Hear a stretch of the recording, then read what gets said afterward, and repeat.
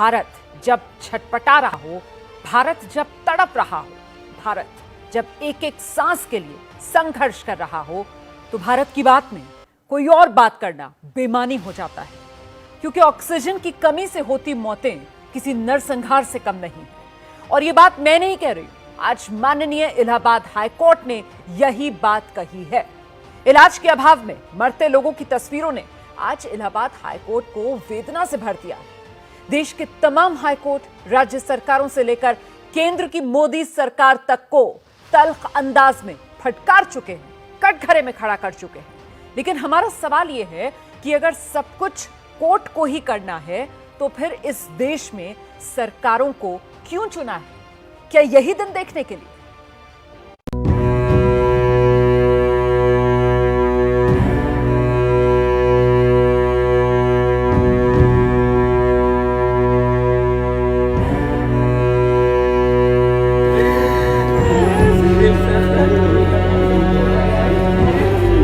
सरकार है तो सरकार ही ना भाई, आम आदमी की कौन सुनेगा? नाम हो गया आम आदमी, और आम आदमी के पास है कौन? पेशेंट देखिए कैसे मर रहा है, कोई डॉक्टर भी चेक करने नहीं आ रहा है। एक हमारी वो खत्म हो गए, ससुर सास का हमारे साथ भी नहीं है, बिल्कुल भी वो ना कल सब पड़े हैं यहाँ।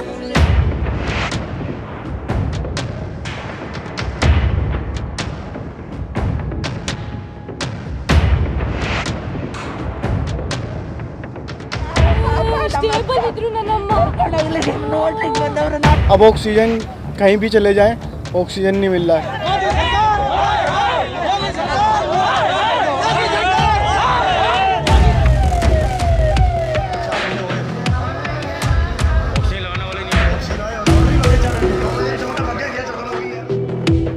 तबाह होकर भी तबाही दिखती नहीं है।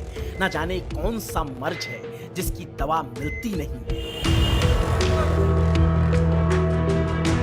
मेरी माँ की इतनी तबीयत खराब है, उनकी पल्स 44% आती है।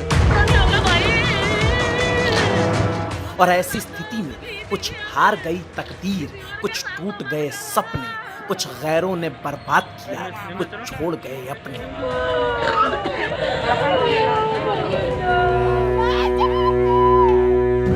और जिनके अपने छोड़ गए वो क्या करें? किस नेता की तरफ ताके, किस नीति नियंता की तरफ झांके? क्योंकि देश के जो हालात हैं वो शायद आजाद हिंदुस्तान के इतिहास में कभी ऐसी दुर्दशा वाले नहीं रहे।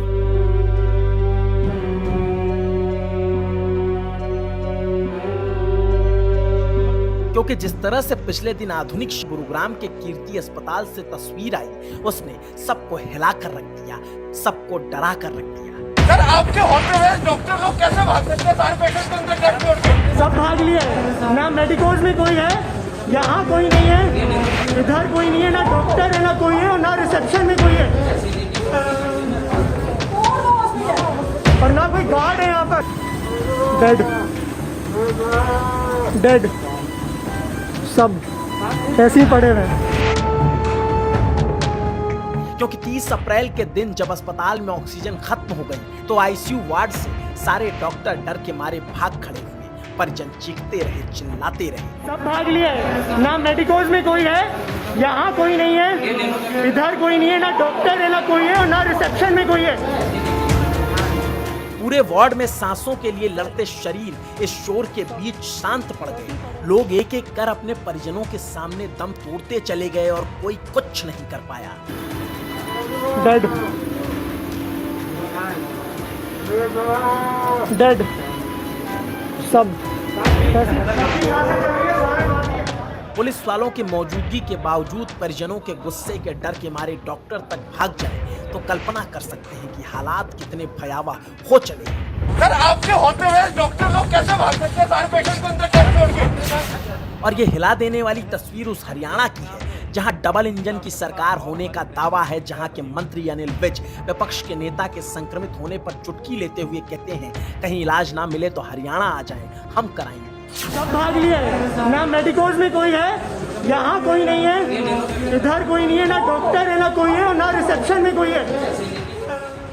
मगर ये तस्वीर बताती है कि आप तो अपने यहाँ के नागरिकों का इलाज नहीं कर पा रहे, दूसरों का क्या खाक करेंगे। और जब बड़े शहरों का ये हाल है तो गांवों का क्या हाल होगा, ये हम सोच ही रहे थे कि हमारी निगाहों से मध्य प्रदेश के आगर मालवा के गांव से आई एक तस्वीर टकरा गई।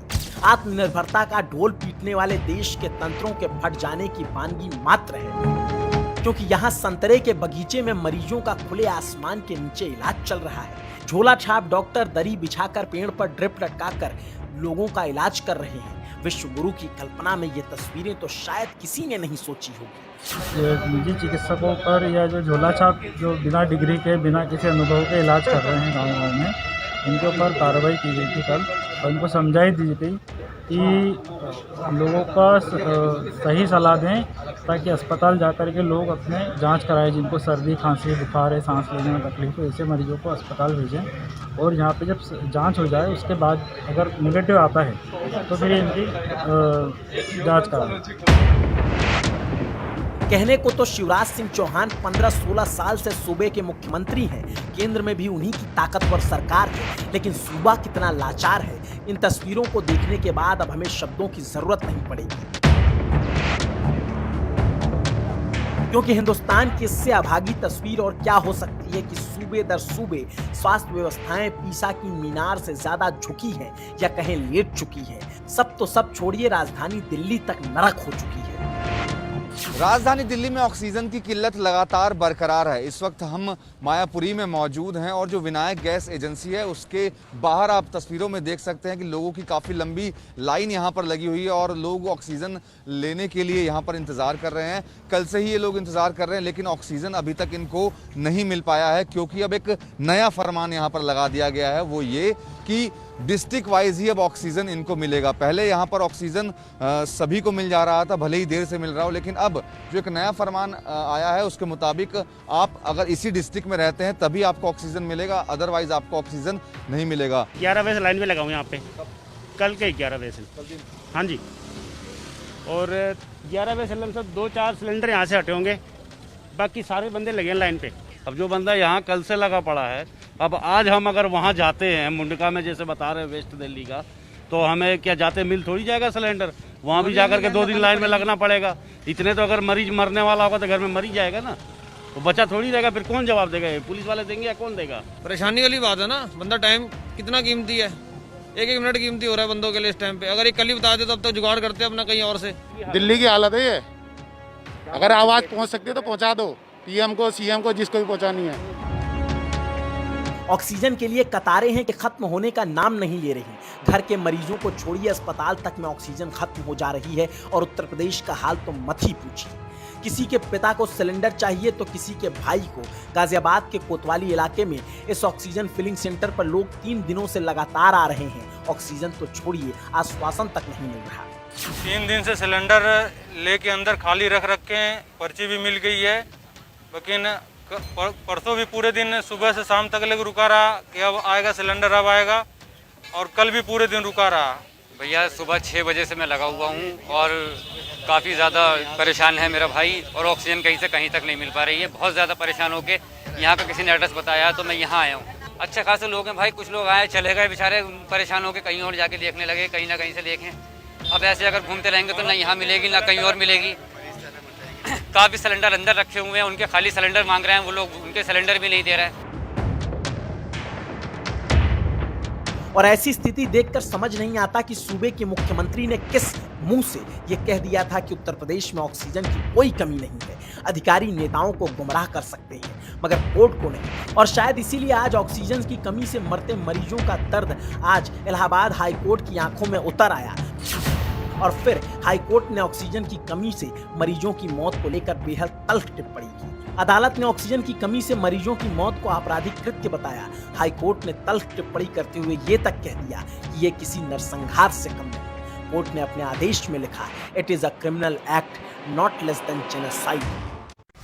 नरसंहार जैसे शब्दों का इस्तेमाल सरकार के लिए कोर्ट को करना पड़ रहा है। इससे बुरी दुर्गति और क्या हो सकती है? ना तो इलाज मिल रहा है, ना ऑक्सीजन, और ना ही सरकार कोर्ट की सलाह मानने को तैयार दिखी, क्योंकि हाईकोर्ट ने कहा था कि बड़े शहरों में लॉकडाउन लगाइए। तब योगी सरकार ने सुप्रीम कोर्ट जाकर स्टे लगवा दिया।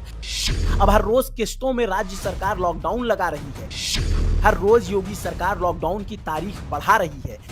10 मई तक यूपी में लॉकडाउन लगाने का आदेश दे दिया गया है, मगर सवाल है कि आखिर एक बार में ही संपूर्ण लॉकडाउन लगाने में कौन सी शर्म आ रही है? क्या यूपी में इतने अवैज्ञानिक अदूरदर्शी नीति नियंता बैठे हैं कि बिहार तक से नहीं सीख पा रहे? बिहार ने तो एक बार में ही 15 मई तक का लॉकडाउन लगा दिया। बिहार में संपूर्ण लॉकडाउन का आज पहला दिन और क्या है पटना की सड़कों का हाल। मैं बेली रोड में मौजूद हूँ और आशियाना मोड़ के पास क्या तस्वीरें नजर आ रही हैं। सबसे पहले आप देखिए कि पुलिस यहाँ पर सुरक्षा के लिए तैनात है और खास तौर पर आने जाने वालों के लिए विशेष ध्यान रखा जा रहा है। दूसरी तरफ सड़क के मैं आपको दिखा दूं कि यहाँ से जो गाड़ियाँ आगे की तरफ जा रही है गोला रोड या दानापुर की तरफ, उन गाड़ियों के लिए भी बैरिकेडिंग बाकायदा लगाया गया है कि जो भी शख्स यहाँ से गुजर रहा है, चाहे वो छोटी गाड़ियाँ हों बड़ी गाड़ियाँ हों, सबसे पूछताछ की जा रही है क्योंकि जिनको इजाज़त है, जिनके पास स्लिप है, वो ही निकल सकते हैं। इमरजेंसी सेवाओं के लिए लोग सड़क पर निकल सकते हैं।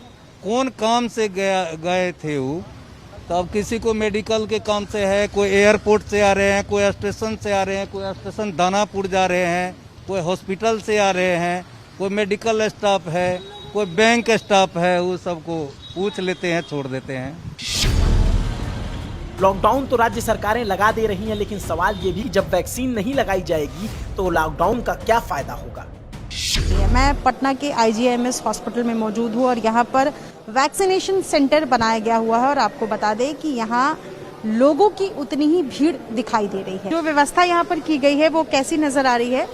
कोविड-19 का टीकाकरण सोमवार से शुक्रवार तक होगा, जो कि एक निर्धारित वक्त तय किया गया है। इसके अलावा यहाँ पर कोविशील्ड वैक्सीन के डोजेज ही दिए जाएंगे और इसलिए कुछ इस तरीके से यहाँ पर नाम ले लेकर लोगों को बुलाया जा रहा है, जिन लोगों को रजिस्ट्रेशन पहले से कराया हुआ है। वैक्सीन की कमी दूर करने का काम केंद्र सरकार का है और ये कहने में कोई गुरेज नहीं कि 1 मई से 18 साल के ऊपर वालों को वैक्सीन लगाने का फैसला तो दे दिया गया, लेकिन वैक्सीन उपलब्ध नहीं हो पाई।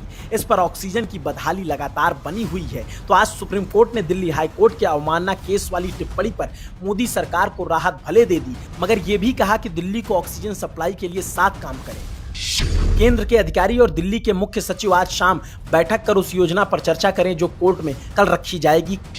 कल सभी वकील हमें उन विशेषज्ञों का नाम सुझाएं जिनकी कमेटी को हम दिल्ली में ऑक्सीजन की सप्लाई में मौजूद कमी पर अध्ययन करने का जिम्मा सौंप सकें। और दिल्ली हाईकोर्ट को सुप्रीम कोर्ट के फैसले की जानकारी दी गई तो दिल्ली हाईकोर्ट ने फिर कहा, जंग में अगर कोई दुश्मन आम है तो एकजुट होकर भले ही आप दुश्मन क्यों ना हो। दिल्ली हाईकोर्ट का कहना साफ है कि इस आपदा में केजरीवाल सरकार और मोदी सरकार आपस में लड़ने के बजाय कोरोना रूपी दुश्मन से साथ मिलकर लड़े और उसे हराए। इस वक्त हम राजधानी दिल्ली के संजय गांधी अस्पताल में मौजूद हैं और जो फ्रांस से ऑक्सीजन का प्लांट आया था, वो पहला जो प्लांट है वो संजय गांधी अस्पताल में लगाया गया है। तस्वीरों में आप देख सकते हैं कि इस प्लांट का अभी उद्घाटन किया गया है और ये प्लांट अब शुरू हो चुका है। ये ऑक्सीजन प्लांट एक कॉम्पैक्ट प्लांट है जिसके अंदर हम वायुमंडल से हवा लेकर ऑक्सीजन को प्रोड्यूस करते हैं। ये पहला स्ट्रक्चर है जिसके अंदर हम ऑक्सीजन हवा ली जाती है, दूसरा हवा को फिल्टर कर दिया जाता है, हवा प्योर हो जाती है, सारा प्रदूषण मुक्त हो जाता है। यदि किसी तरह का कभी इमरजेंसी आ जाती है तो हम इस सिस्टम पर डिपेंड कर सकते हैं। हमें सिलेंडर नहीं मिले तो पेशेंट की लाइफ बचाने में ये प्लांट जो है बहुत बड़ा योगदान देगा हमारे लिए। एक दिन में करीब 80 वाले बड़े सिलेंडर ये दे देगा और छोटे वाले 120 सिलेंडर रोज प्रतिदिन ऑक्सीजन दे सकता है। अब विदेशों की मदद से ऑक्सीजन प्लांट लगाए जा रहे हैं, लेकिन ये काम पहले कर लिया गया होता तो शायद इतनी त्रासदी ना झेलनी पड़ती। और अंत में हाल फिलहाल में अलग अलग हाईकोर्ट की तरफ से की गई 3 टिप्पणियां बहुत महत्वपूर्ण हो जाती हैं। इलाहाबाद हाईकोर्ट ने कहा है कि ऑक्सीजन की कमी से होती मौत नरसंहार है। दिल्ली हाईकोर्ट ने केंद्र सरकार को कहा है कि शुतुरमुर्ग की तरह मिट्टी में सिर छिपाकर आप रह सकते हैं, हम नहीं, आप अंधे हो सकते हैं, हम नहीं।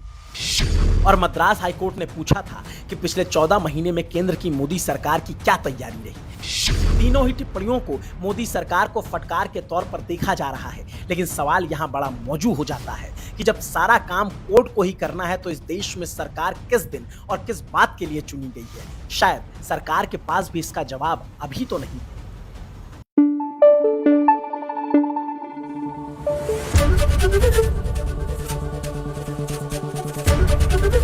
एबीपी न्यूज आपको रखे आगे।